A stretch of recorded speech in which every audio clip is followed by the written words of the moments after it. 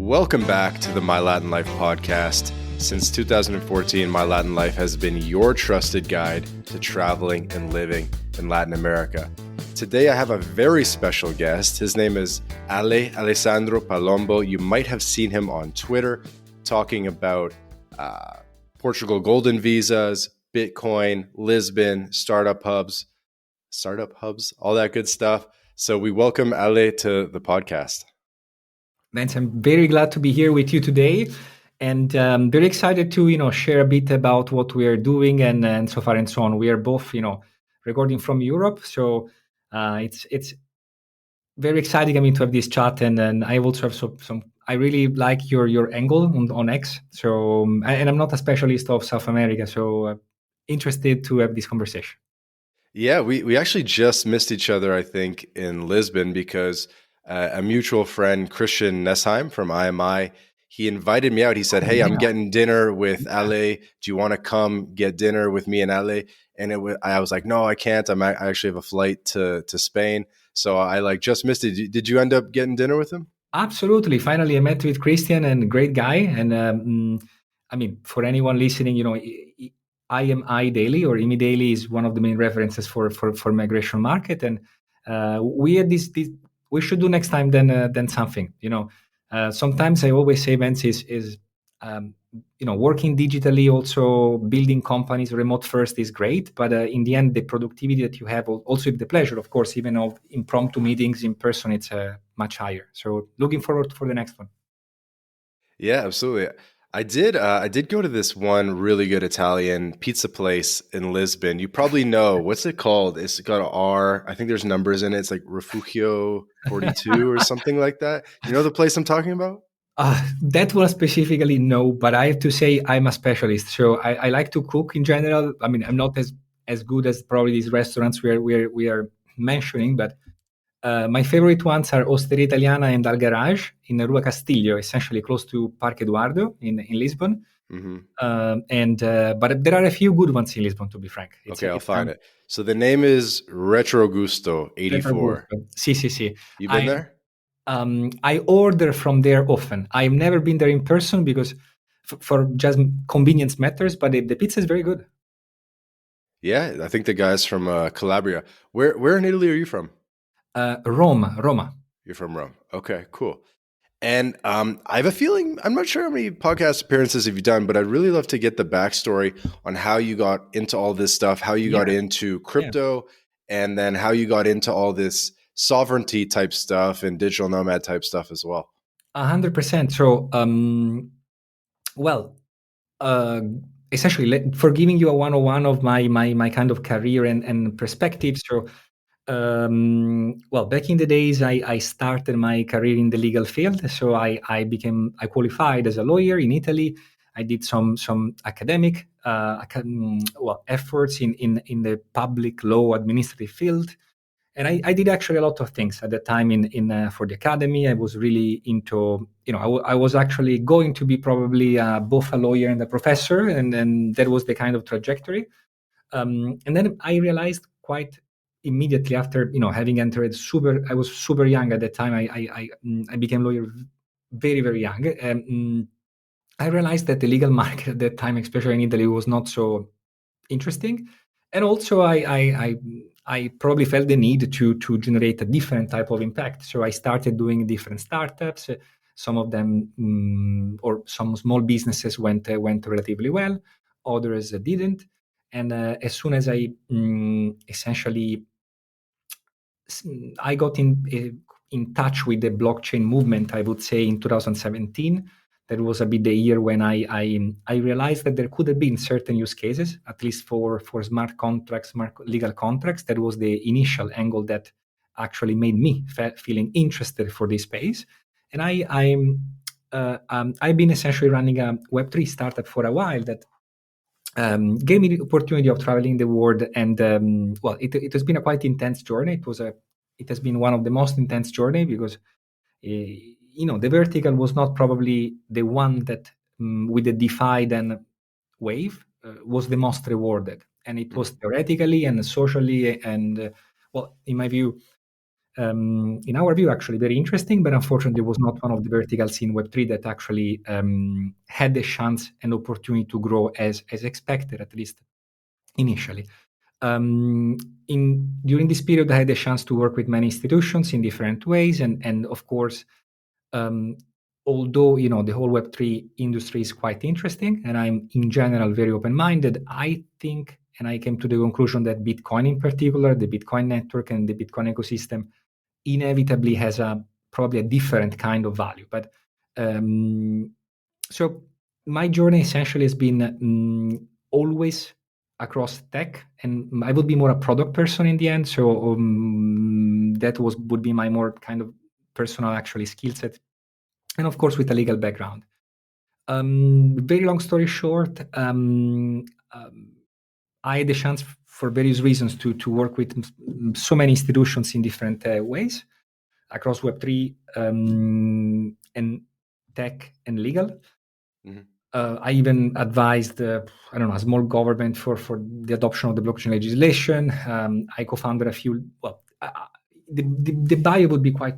I mean, there will be a few points to discuss, but it would be quite boring. So probably the most interesting part is after the last journey with a startup didn't go as expected for multiple reasons. Well, actually, I was based in Portugal, and well, my life partner, my fiance, essentially, she already had a golden visa fund in Portugal, and in 2023, Oh, in really? October, Okay. yeah, real estate. Hmm. So she So was in she real worked estate. for a fund. Actually, she was the co-founder of the real estate company promoting the fund. So she was the fund promoter of a fund. Cool. Yes, she has been very, we somehow she has been able to build a business in Europe from zero, and as you may know, it's not the easiest thing to do. We'll get into it, I'm sure. Yeah. So to give you, I mean, the long story short, I was kind of, it happens sometimes, certain things work, certain things work less, and we started making jokes about the fact, well, since in October 2023, in the golden visa market in Portugal, suddenly the real estate investment became non-eligible as a category. We started joking on the fact, well, maybe we should consider something in Web3. And then over the time, we came up instead with the idea of actually, of course, always being this technically Web3 industry focused private equity fund. But in the end, we wanted to narrow down the ecosystem in which the fund invests in to Bitcoin only. And well, and then the rest somehow it's history in the sense of we. I had some friends of mine, very knowledgeable, some of them very well known in the space, and they were super excited for this initiative. But there were also others that were actually advising me to not do it. And we decided after long discussions we were confident enough in this initiative, and when we launched it finally after months of I was not I was really inexistent on X. I was having 1,500 followers, and I did an academy. I have to be very frank, and it worked. So I managed to go viral the first time on the launch of the fund with 800,000 views. And after that, I learned essentially a few things. And right now I grow actually in about 6 months from 1,500 followers to 65,000, something like this. Wow. And You it did that in became, 6 months. Wow. yeah, 6 months. It's been quite intense and very satisfying. I've never been a creator before, and instead, right now, maybe we can chat about this later. I came to a few conclusions in terms also of how to run startups and well, distribution, product engineering, what's the right priority in the AI age. But essentially, for the fund at least, technically one important disclaimer: we are not the fund manager; we are the fund advisor. So these are two roles that are, of course, working in combination. But essentially, my role is a fund advisor, and essentially the one building the whole commercial vision, strategy, et cetera, et cetera. And then this journey has been very, to be frank, it's been great. Of course, it didn't lack of challenges, or didn't lack of course, in you don't always need to push, but the numbers have been crazy. They've been extremely beyond any expectation and beyond any possibly similar history in this space. So very interesting, yeah. And when you say the numbers have been beyond expectation, what numbers specifically? Well, people applying and working with us. We have a very important pipeline that is beyond any. We after months in talking with lawyers, partners, we realized we have a pipeline which is of potential clients that are slowly converting, which is very large, very very large. Yeah.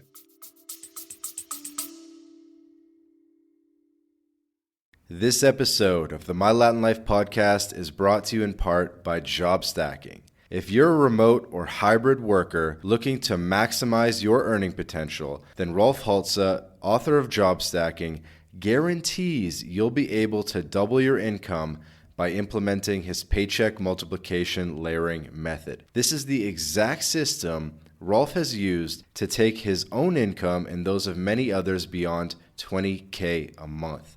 With this method, Rolf contractually guarantees that you'll be able to double your income in 45 days. So, if you're interested in unleashing your earning potential and doubling your income, then click the link in the description and book a call with Rolf right now. Amazing. I probably should have squeaked this in within the first 2 minutes, but obviously you have a pretty novel idea that you're bringing to the market in terms of Portugal Golden Visa funds, where the landscape is, as you mentioned, they removed the direct real estate option. You can't buy single family homes anymore. Yeah. And so now if someone wants to get the Portugal Golden Visa, which is actually a really good program, by the way, for people that have money, the minimum investment is $500K in a fund. And so I'm seeing a lot of funds that are buying hotels, other funds that are investing in the Portuguese stock market and mutual funds. I saw one that was spinning up or buying schools, like Montessori schools, and they had like 3-4 schools. And then you invest in the fund, and then the fund, I don't know, creates schools. And so it can be like all these different things that ultimately help the Portuguese economy. And so you came to the market with something new, and I'm surprised no one tried. Maybe someone did try to do this before. I'd love to hear the history, but to do something for the tech and crypto market. And I know there's lots of like technicalities about around is it using the term crypto fund or whatever, but you're something with that angle. You're one of the first to do it. It's called Unbound Fund. And Citizenship is the overarching brand name, right? No, thank you so much for opening up on this, because it's great. So to give you an overview, but before I get there, Vince, sorry, I think this is going to be probably cut, but I can't see in my mic there is no waves, so I'm just wondering. I see. No, we're good. Okay, we're good. Sorry, then we recut until this. Okay, so first of all, thanks a lot for this clarification, because I get every opportunity I can to specify something. So although the area the fund invests in is technically crypto or blockchain or Web3, when you colloquially say crypto fund, you imagine that the fund is investing directly in crypto. This is not technically right, because that doesn't make sense, because that wouldn't benefit the Portuguese economy. So you found an angle for it to benefit Portugal. Yeah. So the whole idea, more or less, the thinking process was this one. So the whole Golden Visa framework, from a legal perspective, is built to generate value for the local economy, but at the same time to enable flexibility. So the kind of, in my view, very smart Portuguese mindset and approach was, hey, hold on, we want to attract, in this case, investments, but we want to give the freedom to entrepreneurs, to fund advisors, fund managers, to build different kind of funds, investing in different industries. So I read online there is a fund actually investing in the luxury car market. Now, I've met with those guys. Yeah. Oh, I haven't. Yeah, I haven't. But they inspired me, to be frank, because when I saw them, I realized, well, the fact is you can run any business, and the beauty of this is that as long as the business is a commercial activity, generates genuine value, well, you can decide you want to open a restaurant, a cafe, an hotel, a business trading cars, or a business trading, I don't know, art pieces. It's all relatively irrelevant. What it matters is that there is a true commercial activity. There is, of course, a substantial commercial activity, and then there are various types of values for the country and the economy. This is more a technicality, but essentially there is another eligible investment in Portugal, at least with the current legislation, which is the so-called category of job creation. Job creation means you invest 500,000 euro in a specific company as long as you create a certain amount of numbers of jobs for 3 or 5 years. There are different numbers. Now, what is the difference? The difference is that in one case, the legislator said, okay, I want to make sure that this investment in a specific company generates new jobs. In the private equity fund model, there is flexibility because these commercial activities, depending on which activities are they can be job intensive, non-job intensive, tech intensive, asset intensive. Because if this fund invests, for example, in companies trading in, I don't know, in the art or in the modern art space, who knows? Maybe there is no need of high employees, but still they generate value in that industry in Portugal. So we realized that there was no effective at the time fund built for growing the local blockchain and specifically Bitcoin ecosystem. So, and we also, I made another assessment, but this is a longer chat on topics I write daily online, which is so Europe for business is very, some Bad. days. Yeah. So, I could go really poetic on this, but essentially, it's incredible how to see the continent that have been able to essentially create the civilization of the West for centuries, essentially being in a death spiral. And I'm positive because I think today, when we are recording this podcast, today there is the announcement of they will introduce soon, the European Commission will propose soon the so-called 28 regime, which means there is going to be a single Delaware-alike legal framework for any startup in all Europe. This is going to be massive. And to be frank, it's incredible. But at the same time, You think it's going to be good? I think it's going to be very good, and I think it has a real chance to work because it's completely crazy, and nobody has understood how impactful this will be, because Draghi came up with this proposal. It's going to change everything because it's going to impact on employment law, tax law, insolvency law, and corporate law of 27 member states. So this is massive, and at this point, I was very skeptical. To be frank, I didn't believe this would have ever be even taken in consideration from the Commission. And instead, today, Mrs. Ursula, I don't remember her name, from the European Commission, essentially,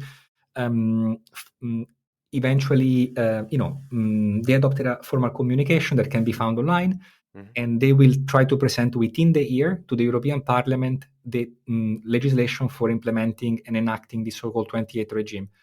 That said, Vance, to be very frank, I'm the first one suffering extremely and badly about the European inefficiency. So I want to make this super clear, because I think it's in life and in business, it's very difficult sometimes to keep the balance between excessive optimism and excessive pessimism. And I think that Europe is the topic specifically that, in most cases, including mine eventually, brings most of the people to adopt an extremistic point of view. And to be frank, I'm not immune to this, because some days I really, to be frank, I'm very sad because it's impossible to be efficient and proactive and build stuff in Europe.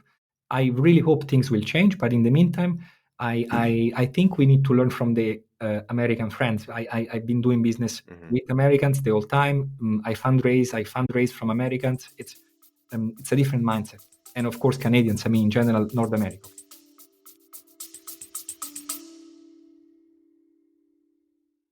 This episode of the My Latin Life podcast is brought to you in part by Crema Social.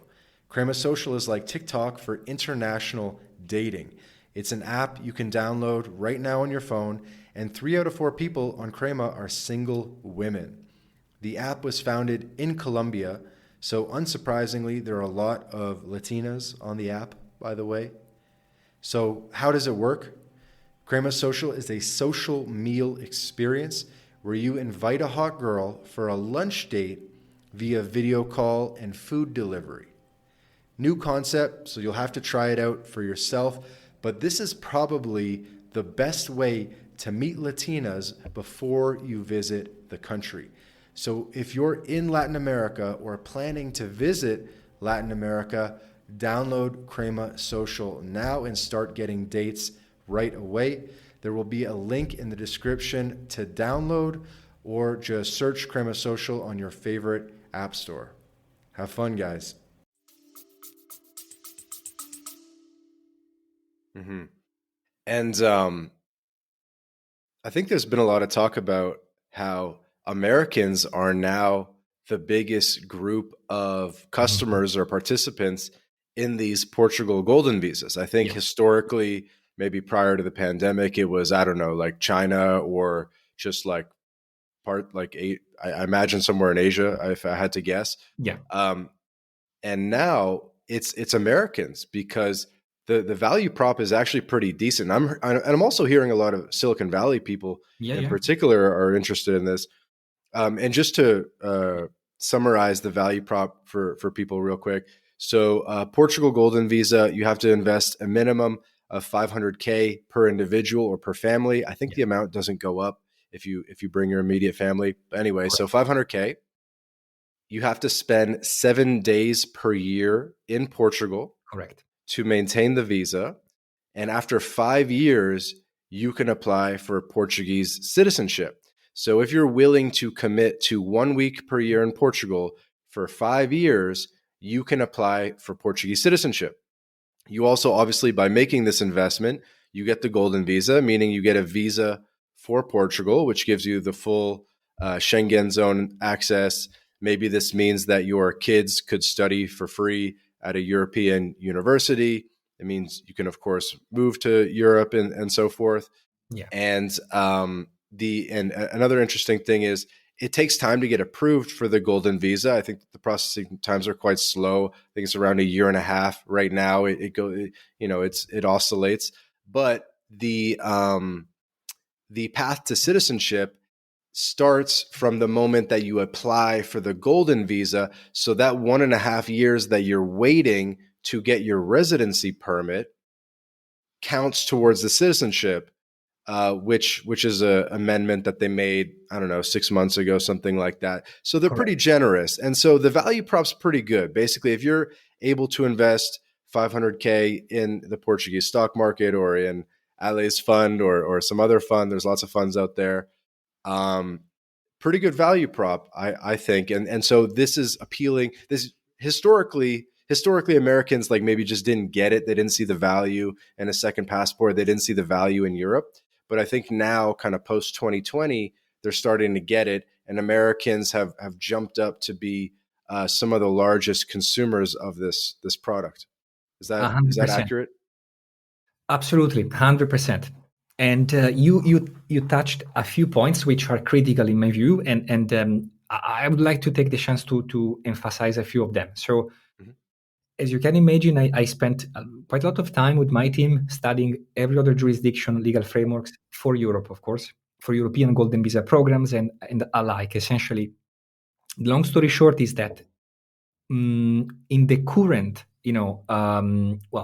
in this historical moment, there is no golden visa program or residency by investment program or citizenship by investment program that is for Europe and the European passport, even closely as good as the Portuguese one. I'd agree with Wow. that. You agree? Yeah, I agree with that. Yeah. Then, because um, even Malta, Vance, if you look at Malta in detail, and Mhm. of course, I'm partially biased, but I would be very happy to replicate the model elsewhere. But in the end, even Malta requires you to invest more money, and still it requires you to move the residency to Malta. Now, as I always remark to everybody, these are very delicate personal and family choices. But if you're investing in a RBI, Residency by Investment Program, or CBI, in most of the cases, you don't want to move to the country, because if you want to move to the country now, maybe there are other pathways to citizenship. For example, an entrepreneur visa or visas for retiree people. This is more or less a framework existing in many countries. And after a few Mhm. years, you can apply for citizenship as well. The purpose of Golden Visa, the purpose of these programs is to enable people who are not yet ready today to move in that country. And they acquire a plan B, and it's an option which is going to be capable of being exercised in 5, 10, 20, 30 years, because passports essentially are the only thing, along with titles in life, that actually you can bring with yourself until the grave, because nobody can remove them from you. Almost, at least for passports, almost never. There are very a few exceptions. So Portugal is great. 7 days on average every year.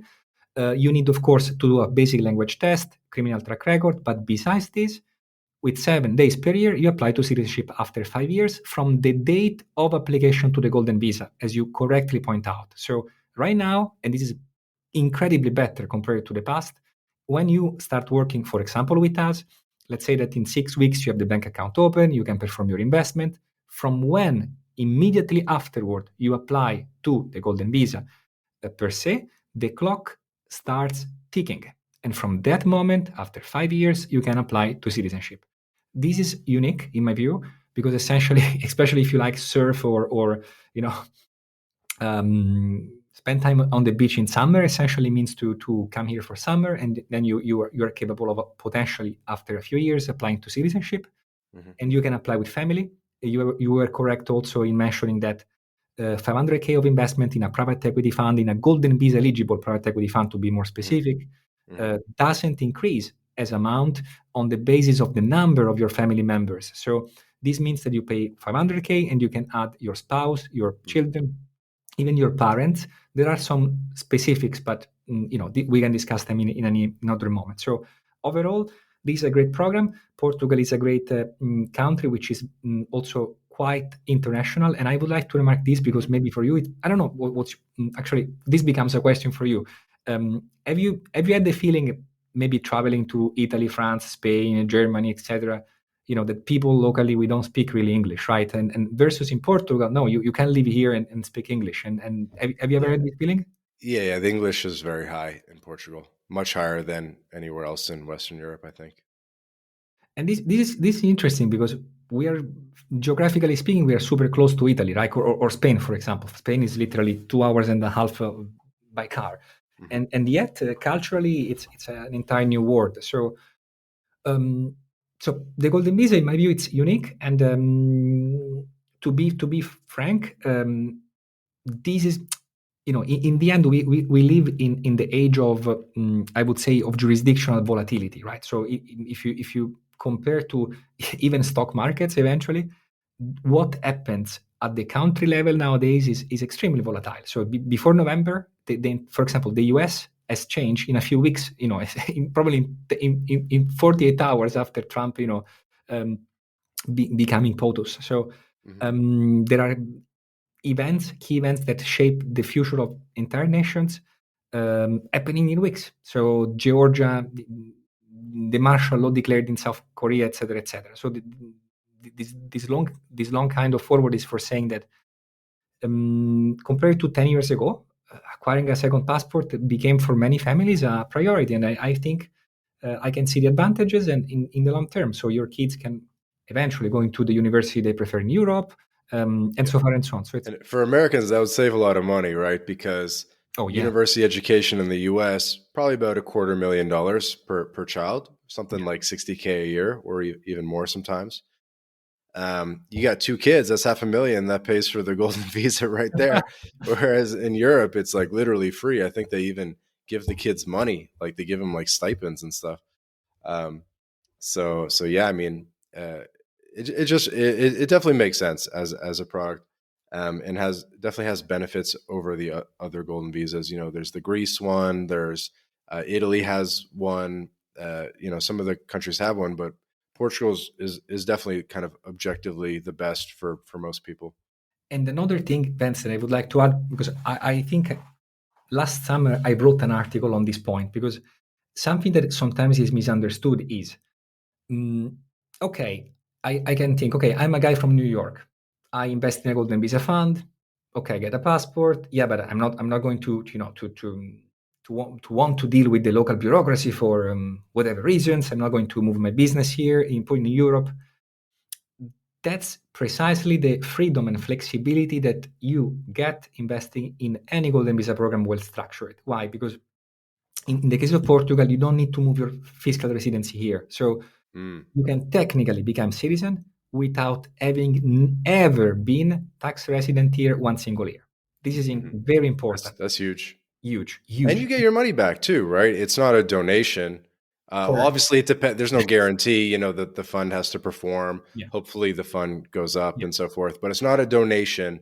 You're investing in a fund managed by finance professionals, and ideally, that money actually goes up. 5 or 10% a year. As always, we have to say for legal disclaimers. Essentially, every private equity investment, as always, carries its own risks. Okay, so we know. Yeah, I'm trying to be. I'm in Europe, so I need to do every 10 words. It's a disclaimer, but yeah, I feel very with me. Yeah, no, but it's cool that it's not a donation. So yeah. So without this turning into like too much of a advertisement. There will be a link in the description. I'll probably spin up a form that'll contact Ale. So if anyone wants to learn more about the Unbound Fund, check out the link in the description to this episode. Wherever you're on, Spotify, Apple Podcasts, YouTube, there'll be a link to a form to kind of get the process rolling and kind of get introduced to the team and learn more about it. Just so this doesn't go full commercial mode for the Golden Visa, I'm actually going to switch up the topic, Ale. I want to hear in more detail about how you went from 1,000 subs to 60 or followers on Twitter to over 60,000 in 6 months. Because you got more than me now. I got like 33K or something like that, and I've been doing it for over 2 years. So I guess I'm not doing enough threads. You said you did an academy. What does that mean? Yeah. So. Because I can tell this story in different ways. Let me choose one that is also a bit entertaining. So I've been in general very much obsessed with products. So although I technically so I merge this kind of taste in beautiful tech products, but at the same time, in the past I haven't focused enough on the distribution side. So after my last journey, essentially I realized that the right approach for building in general startups or products right now is to focus on distribution first. You build a community, an audience, then you build products, and then of course there is the aspect of how to build it. So eventually engineering, which by the way with AI, Cursor, and so far and so on, is going to become in most cases, not in all of them, almost a commodity. So my analysis was, look, in the next 10, 20 years for sure, distribution and EQ sometimes. Yeah, so build the audience first, build the product second. Yeah. Okay, give me the meat and potatoes. Like, did someone teach you how to write threads or something? Like, how did this happen? So I did academy with Tim Denning, who is an online author. He has been great. To be frank, he's Tim Denning. Tim Denning. Yeah, okay. There was an academy, at least at the beginning of 2024, named the Badassery Academy. So to be very clear, it won't be the case that everybody doing the academy will grow very fast online. So I don't want to give this impression, but it helped me a lot, if I have to be honest. And this is the first time I do, a positive review of courses online, because to be frank, most of them are, in my view. It was on Udemy. What's the course? What? Yeah, it was on Udemy, and it's like named Badassery Academy, and it's run by. It's like Teachable. It's on Teachable. Let me send you Badassery Academy, Tim Denning. It's on Teachable. Let me send you, well, here at least you can check it out by clicking on this link in the chat. And Badassery. Okay. Yeah, I spelled Badassery Academy. Okay, and what, they got some kind of like Twitter mastery course. Tim Denning. Tim, his last name is Denning, Denning. You pay $1,000 for it? Yeah, I paid. I don't remember exactly, but it was not expensive, and it was like maximum 1K. But compared to there were some online creators asking like 25K, 10K, 12K, and I really didn't want to spend that money. So I found instead these ones. Disclaimer: I'm not, of course. I don't have any incentive. I really think this guy is very good and honest, especially he and Todd Bryson, the other guy he works with. They are zero bullshit. So they are zero bullshit. to be frank, there is you are not going to necessarily be extremely successful doing the academy. You need to be eventually, you need to be inclined, you need to put the work, you need to know what, eventually to have even something to share with people in the end. But it helped me because I was completely dumb online. I didn't know how to write anything on X, and they teach you the principles. So how to write a hook, how to be consistent even online, and it helped me. So the real story is, I think, Vance, the secret was this one. So I was quite unsuccessful for the whole first part of 2024 online, but I became friends of a few guys with larger channels, and I was very small. Eventually, they liked what I was doing. Even if I was a micro channel, I was completely, really nobody on X. I was below anybody else. But eventually, I made 2 or 3 X buddies or Twitter buddies. Okay. Then when I launched the fund, eventually, some of them reposted it. And that is what, in my view, pumped up the algo the very first time. And then somehow, once you go viral the first time and you understand the dynamics behind, you know what to do. So immediately afterward, I tried many formats, and none of them worked.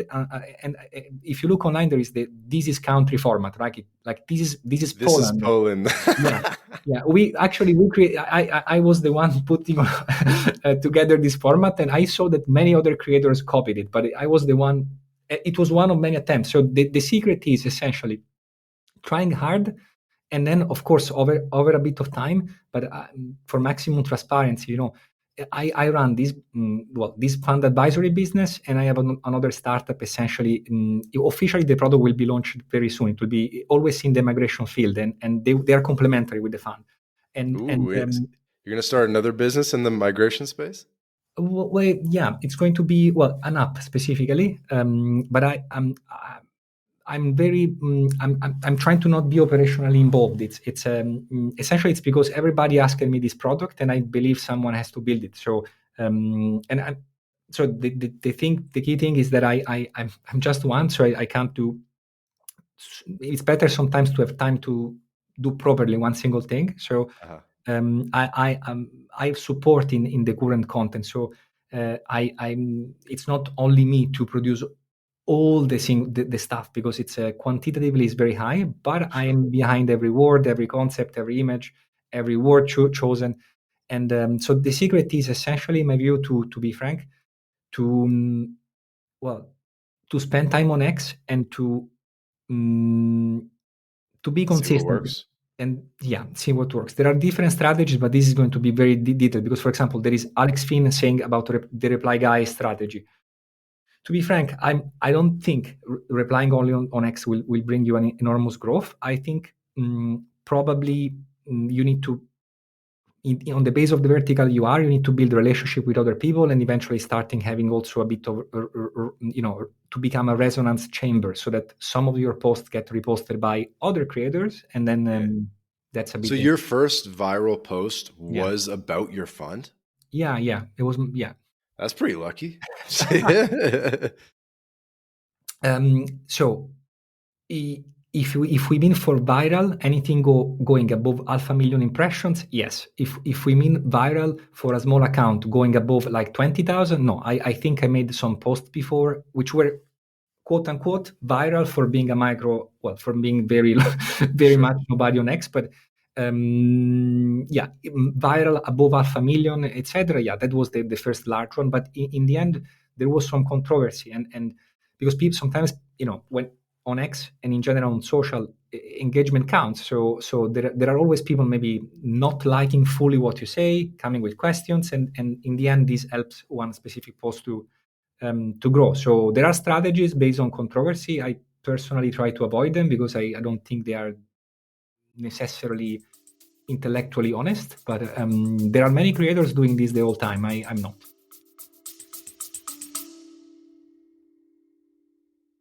Hey guys, quick break from the episode to tell you about BitRefill. BitRefill allows you to shop online and in person without banks, converting your crypto directly into merchant balance. We're talking gift cards to Nike, Amazon, Apple, Airbnb, Hotels.com, and many more, all paid for with crypto. Bitrefill offers more than 10,000 gift card options in 180 countries all across Latin America, including Brazil, Colombia, Mexico, Argentina, El Salvador, and many more. You can also apply the code MyLatinLife at checkout to get 10% back on your first purchase. Go to bitrefill.com for more information.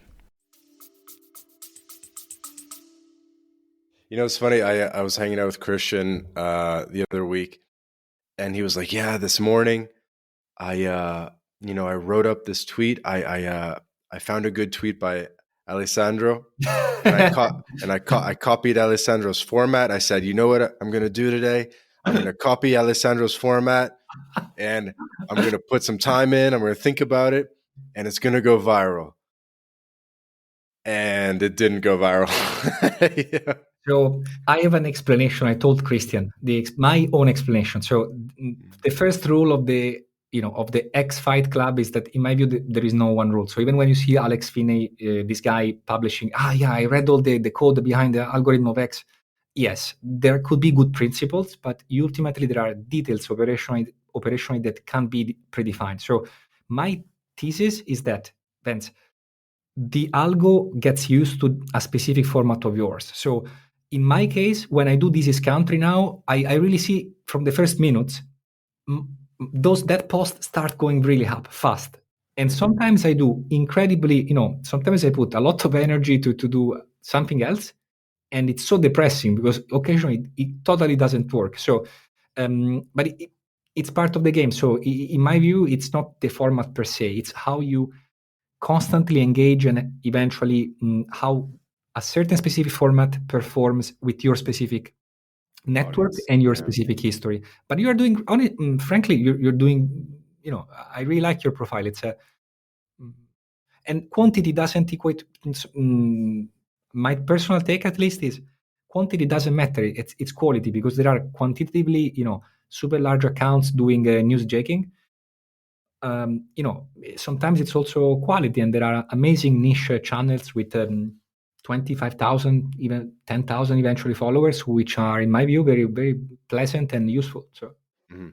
I thought and this is in the weeds, but this is like as much for the audience's benefit, but I thought, because now you can do the really long posts and you can even embed images. So I thought threads wouldn't work as well, because I thought they would try to sort of push people towards this new format of long format posts. And now they even have like the article thing that's like different than a long post. So I thought they would stop um, promoting threads so much, or threads wouldn't work as well. But I mean, you're kind of proving that the classic threads like still work well. it's So very. I had the same feeling, and I tried. Maybe I was unlucky. I will try again. But for example, the article format, nobody reads it, because when you publish the article on the feed of other users, essentially there will be the UX is not very well built. So I don't think people will click on it, and it's very small, tiny. So in my view, that's why nobody reads. I in the past read a couple of articles, they completely failed. Maybe. yeah, I don't really read full articles. Not that I read threads overly either, um, And but for the yeah, I think you're right. I think it's partly Twitter's fault that they just haven't figured how to make it work yet. It's and to also not another element. This could be a tip, but again, it's very random. So sometimes these tips work, other times don't. Videos. So I try to embed in the threads videos. So I think there is a factor of people eventually spending enough time on each post of the thread, and that pumps the algo. Oh, so you put a video on like the third Yeah. or fourth post Yes. of the thread? Yeah. Cool. Actually, I try to put videos almost on a On all video your or threads. an image on every thread, because aesthetically it's also more pleasant if you do just a thread of text. But again, this is, I know, this is super nerd, No, it uh, makes sense. I mean, everyone does images in their threads, but like a video, I haven't seen too much. But yeah, that makes sense. Because and then, yeah, I'm very excited to this podcast, because I started, but I didn't have time to push enough on my podcast. Next time you're in Lisbon, you are invited as my yeah. guest. That we go physically in the podcast studio and we record it. So I was going to ask you about the studio, so I'll shout out. You have a YouTube channel yeah, that you've been getting going. Um, People can find it if they look at your socials, and you've been recording in the studio. Are you like renting a studio? What is that? Yeah, so I just started, so I've never become first times I am the host, and as you may imagine, I'm not English native speaker, so for me sometimes it's not easy to you know. So I'm trying to learn, but so please don't have fun watching my first interviews. It's half embarrassing, half fun. So yeah, I rent a studio in Bairro Alto, and great guys, great team, and the podcast studio looks very cool, and there is even air conditioning, which was incredible, right? Because so the first time it was so cold, and I started making fun and jokes with my friend there, recording the fact that hey, it's Europe and there is an air conditioning. But I have plans. So next year we should have an office here.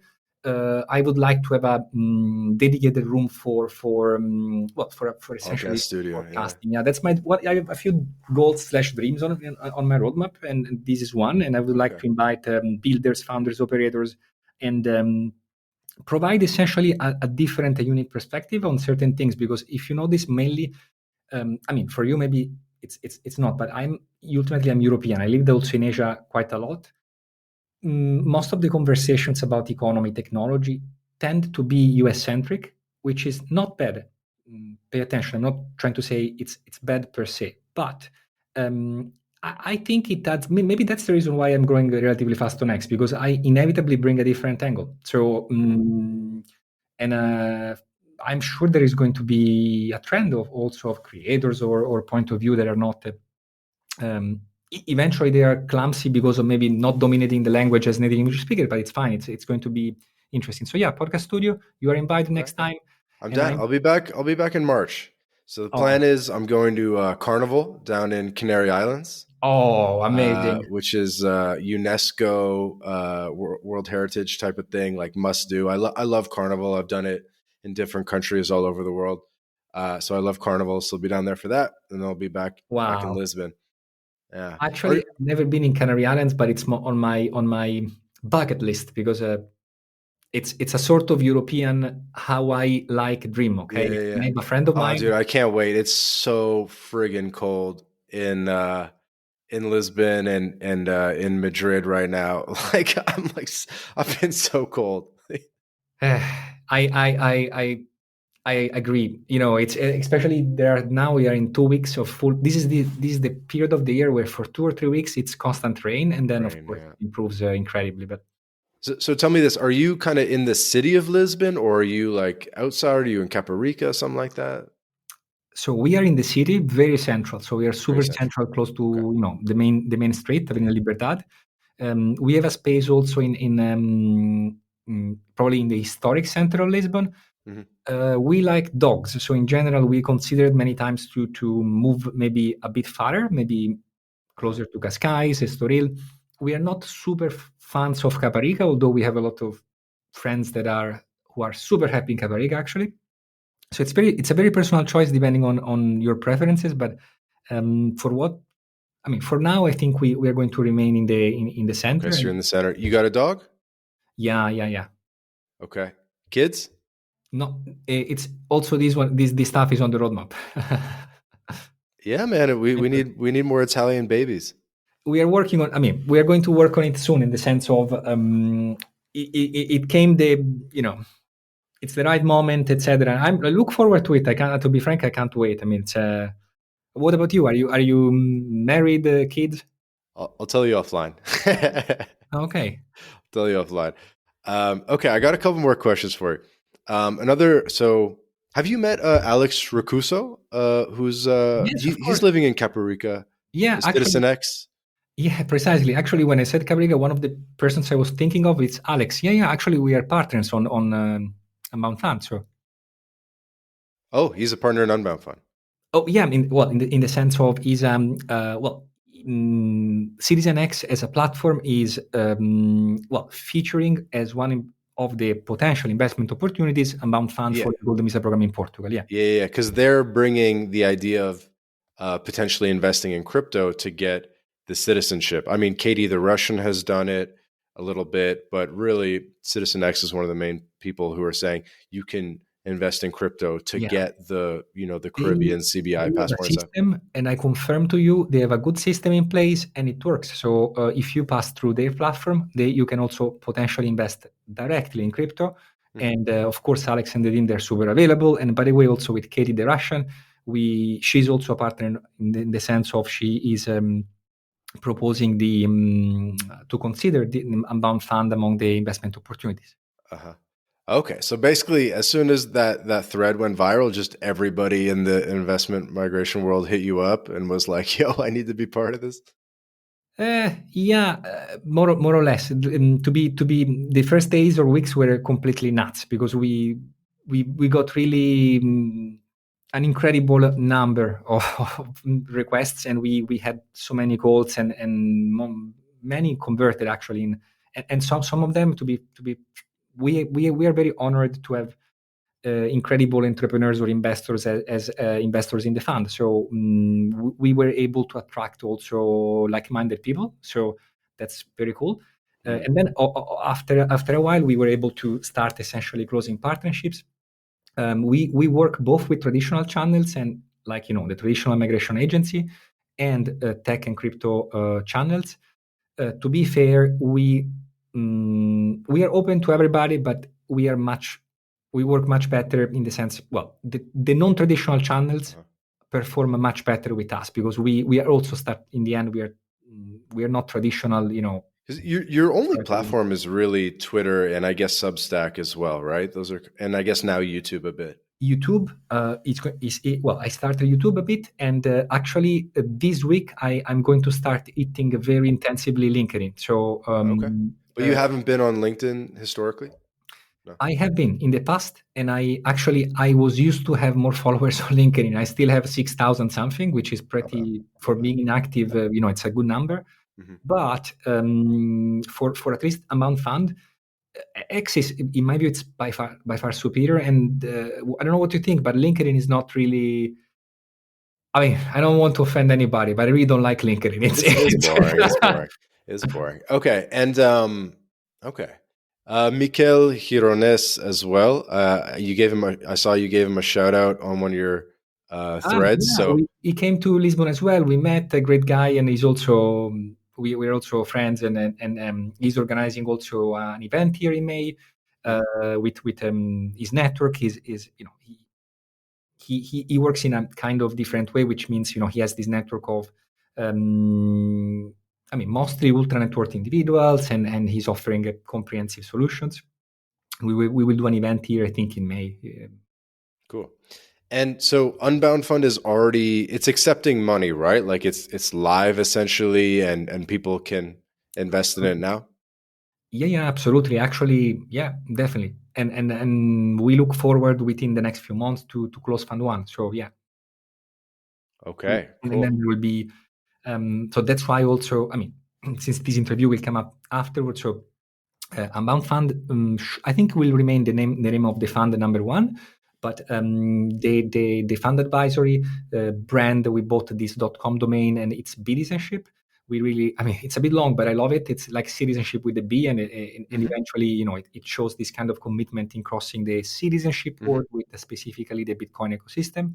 And yeah, so it's going to be always, as always, an intense, but we are excited to grow with our investors and grow with the ecosystem.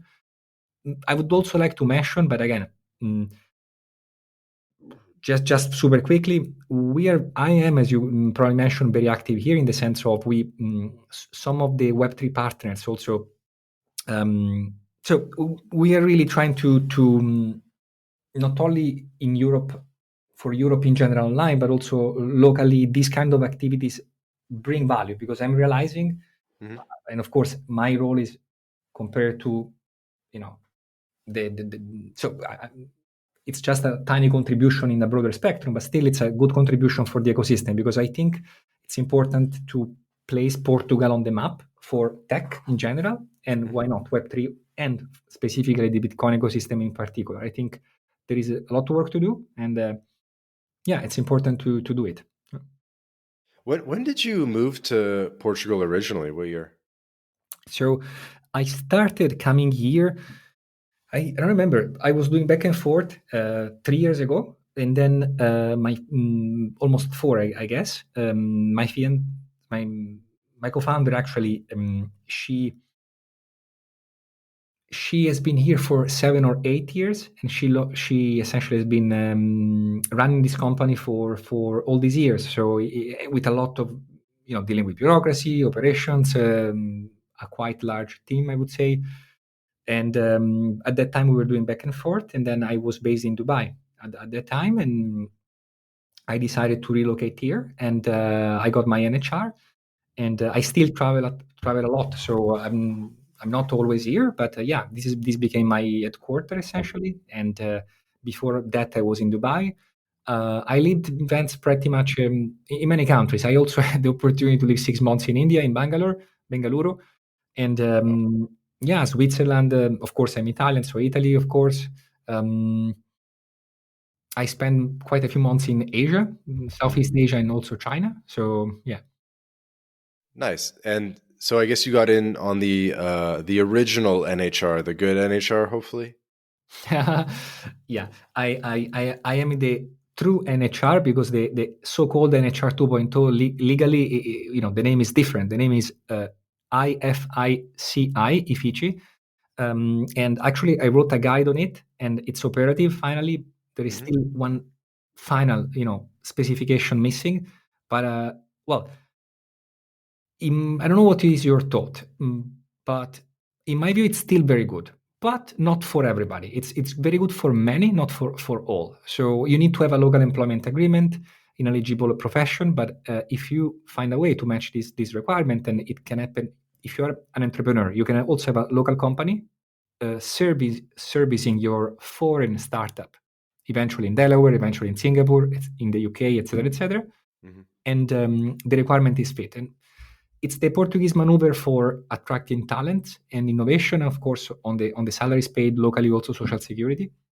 And in my view, it's still, in the grand scheme of things, in my view, it's still a potentially valuable program, considering specifically that you get 10 years of stability. So it's not for everybody, but if you like the European, but out of curiosity, where do you live the most? Are you in mm, Me, so so I'm a U.S. citizen, so I'll always kind of pay taxes there. I have a lot of different residencies, but mostly in Mexico, and Mexico, Paraguay, and then I have Italian citizenship by descent.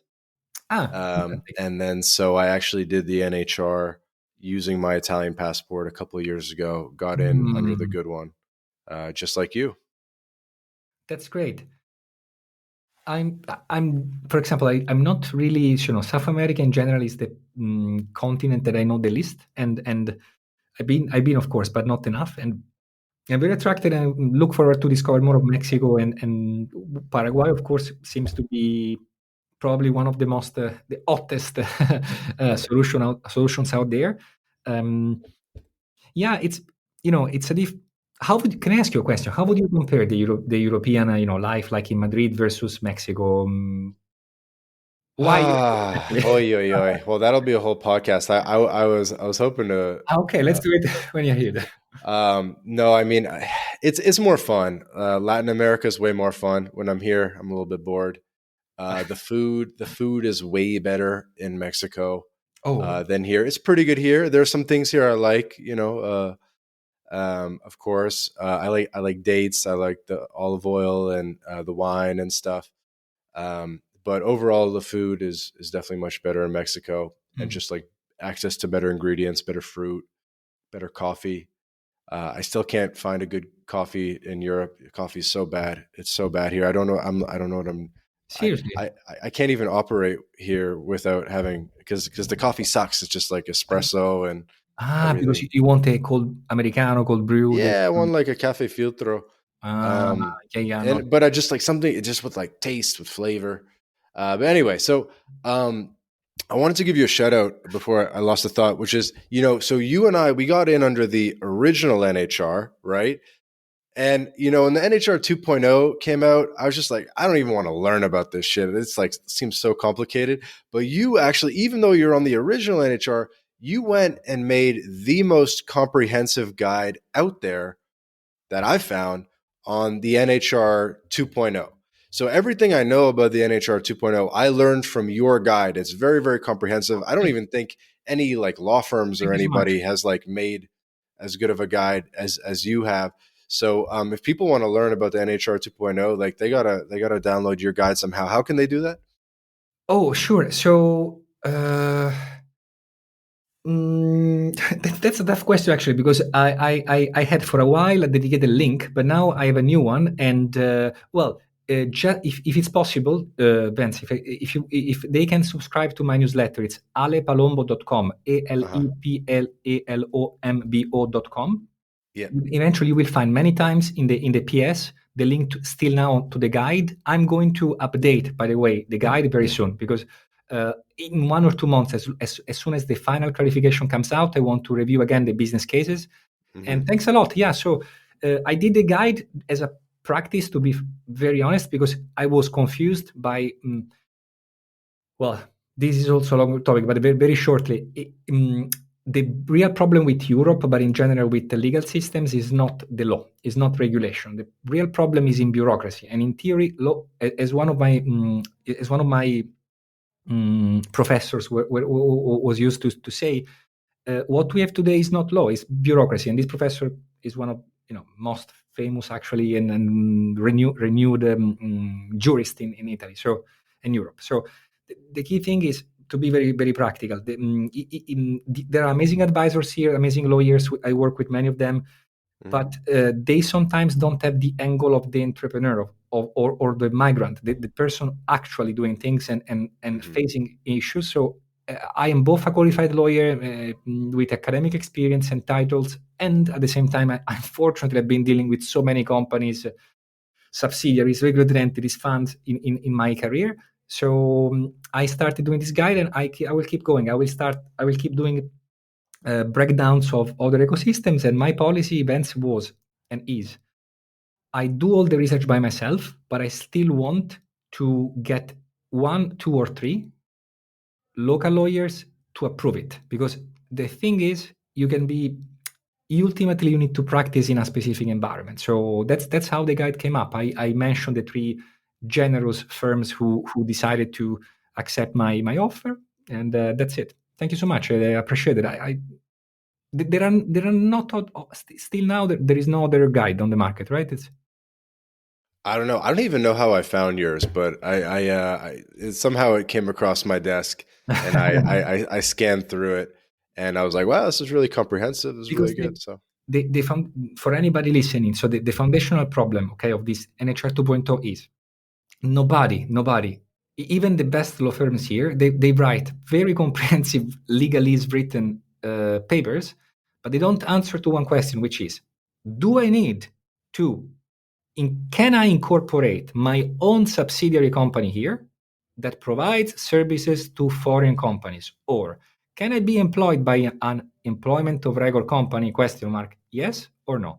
Because this is the angle that, in my view, will be preferred by a good portion of the market. And this information was not available. So I wanted to understand, because if the answer is yes, then this framework makes sense. If the answer was no, well, the conclusion would have been this framework is not good, because it essentially is targeting only new employees of local pre-existing companies, de facto, at least in the next 24 months. Okay. mhm. This was the reason why I wanted to research it. Okay, cool. Well, I want to be respectful of your time and get to wrapping up. There'll be links in the description where people can subscribe to your newsletter, get a copy of the NHR 2.0 guide, and of course, there'll be a link as well to express your interest in the Unbound Fund and the Portugal Golden Visa. I also wanted to give a quick shout out. Most people might not realize this, but you can open a bank account remotely in Portugal without ever coming to Portugal, a legit bank account. And we have a service for this at My Latin Life. A lot of people are interested in opening remote bank accounts around the world. We have a couple different services in Panama, Costa Rica, Portugal. So if you want a Portuguese bank account, We have a service for that as well. Maybe I'll put a link for that. But yeah, Ale, I'll give you the final word. Any final message that you'd like to share with the audience?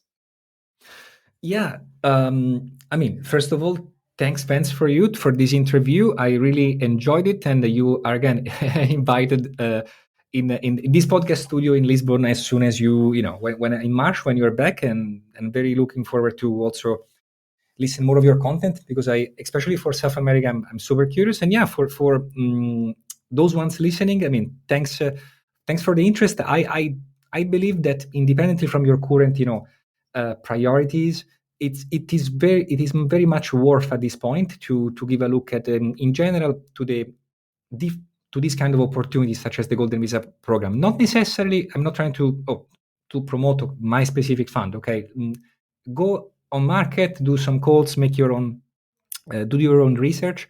I think we are entering very exciting times overall, and it's important to probably have to consolidate a shift of mindset from considering only traditional investments for appreciation, but and shifting to a mindset of eventually go to investments pre-ordered to acquiring new citizenships. And the world is going to change a lot with AI in the next 5-10 years. So quite exciting times ahead, and this is reflected by all the volatility in every jurisdiction, in every country. We have seen this with COVID. We are seeing this again with the recent Trump election. Things change locally every 6 months at this point. So this is true. Exciting times ahead. Hey, funny last question here. So your Twitter handle it's like an Ethereum handle, right? But now you're going to become the Bitison guy, but you're going to have an Ethereum handle. What are you going to do? Are you going to change your handle or what? Wow, this is very interesting, because but to be frank, it's an old handle I had. I may change it, but you know what? In my interpretation for 0x is more cryptography in general. So my take was more to eventually point to the cryptographic function behind this new form of decentralized money, not necessarily, of course, Ethereum. So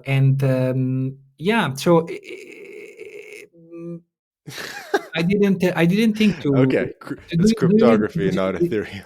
Okay. Yeah, but it's an I never think of it, to be frank. So if people interpret it as Ethereum, well, I'm not an Ethereum person, so no, it's a cryptography actually. Okay, I didn't know that. Okay. Well, in my, at least in my interpretation, you may be right. Actually, thanks for the input. I will double check. And well, guys, if you go if you go on X and you see that my handler has changed, it's because of Vance. I'm just messing with you. Okay, cool. Well, let's wrap it up. This has been another episode of the My Latin Life podcast. Again, our guest today, Alessandro Palombo. Links in the description. And to the audience, wherever you're listening to this, please subscribe, leave a review. Really helps us grow. Apple Podcasts, Spotify, all other podcast players, X, YouTube. Subscribe. We put out 2 episodes a week with amazing guests like Alessandro. You won't want to miss an episode. You can also go to mylatinlife.com for more information, or send us a DM on Twitter. Ciao for now.